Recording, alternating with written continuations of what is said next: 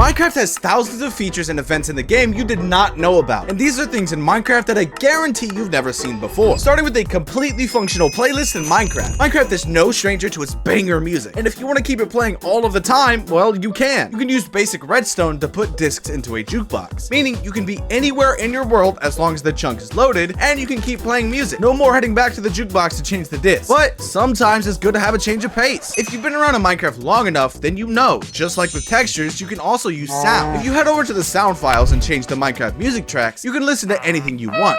Because there are 16 discs, you can choose up to 16 songs. Whether you want a 10-hour version of the Fortnite Battle Pass remix or Plants vs. Zombies music, mixing this with the automatic Redstone playlist, and you can have your music wherever you go. Who needs Spotify when you have Minecraft? Camels are the only mob in the game high enough to be out of reach of mobs. This is because the camel is 2.375 blocks high. Most mobs in the game can't even reach past 1 or 2 blocks, meaning if you ride on top of a camel, you can stay just out of reach from most mobs in the game and even go through water on top of a camel. That's not the only use that camels have. You can phase through bedrock using a camel. To do this, you just need to bring it up to the bedrock level in the nether. You used to only be able to get up there using an ender pearl glitch trick to phase through the bedrock. But now you can just use a camel because of their massive size. Did you know touchscreens actually exist in Minecraft? There is a player that built a completely functional touchscreen in Minecraft using redstone and shriekers. They're still a step away from a functional phone, but the fact that they can even make this is insane. And someone actually made a completely functional undo button in Minecraft. I think as Minecraft players, we can all agree that it's really annoying to accidentally break or place something and have to undo it by hand. But now you don't have to, just use an undo button,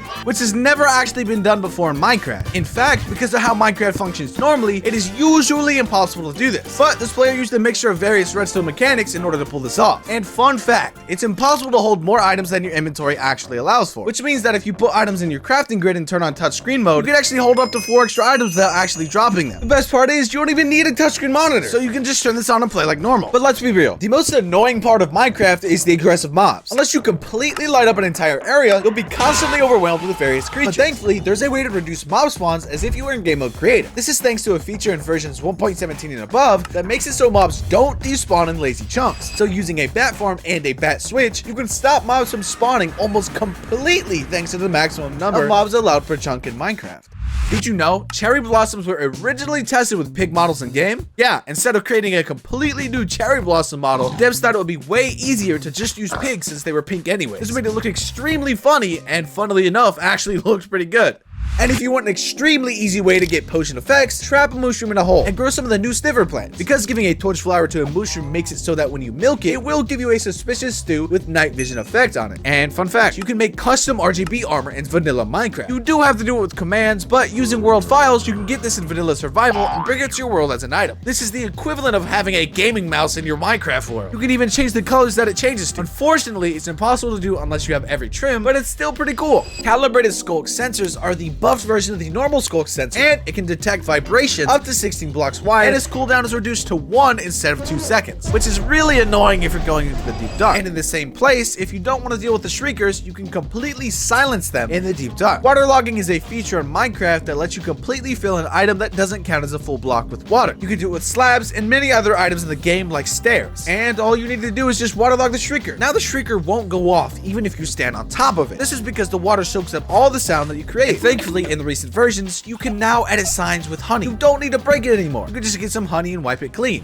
If you're looking for a guaranteed way to find suspicious sand to look through, head to a desert and find a well, because it is guaranteed that you will find some. And speaking of the brushes, there were originally going to be 2 brush types, the oxidized and the normal one. The bristles also looked entirely different, but Mojang decided to retire the idea, like his other idea. In early development, the brush was crafted just like a pickaxe, but with string? But this didn't really make sense, so Mojang ended up retiring the idea. Did you know you can ride any mob in Minecraft? They can also ride you, but hey, what? If you want to ride the sniffer or even a skeleton, you can. And if you've played Minecraft long enough, then you know it's possible to change the color of leaves depending on where you place them. But did you know that cherry blossoms are the only leaf in Minecraft that doesn't change color? Because of this, if you wanted to use leaves in the desert or any other biome, you wouldn't have to deal with the leaf color change. In the recent updates, Mojang added a bunch of cool stuff. A lot of these have changed the game drastically, but I think the most influential thing Minecraft added in this update was jump boost for slimes. Okay, not actually, but if you give a jump boost to a slime, it jumps so high that Minecraft can't render the jump, meaning the slime will forever be jumping and cannot come back down, even if you load that chunk again. On some versions, if you type Excited Z in the search bar, your game will turn into pirate language. But did you know you can actually use the Ender Dragons to fight each other? It's like an even more epic version of chicken fights. But using commands, dueling dragons in Overworld is now possible because of really goofy bugs in 1.20. And you could probably do it in survival too. Did you know dolphins are one of the best redstone components? No, actually. Using dolphins to sort items is extremely common in redstone because they will pick items up and immediately drop them. Because of this, you can make a loading system that can sort through millions of items every hour. And fun fact, because of all the shards and different things you can add to the pots, there are 194,000 combinations of pottery variants. They added a new secret room to the desert temple, and you can find it by digging all of the sand and sus sand in your way. However, it is completely useless. Not sure why it was added. Trail ruins are just ancient villages that got buried with time, which means if you completely expose one, you'll see all of the village workstations and literally trails of gravel, which were used in older versions of Minecraft.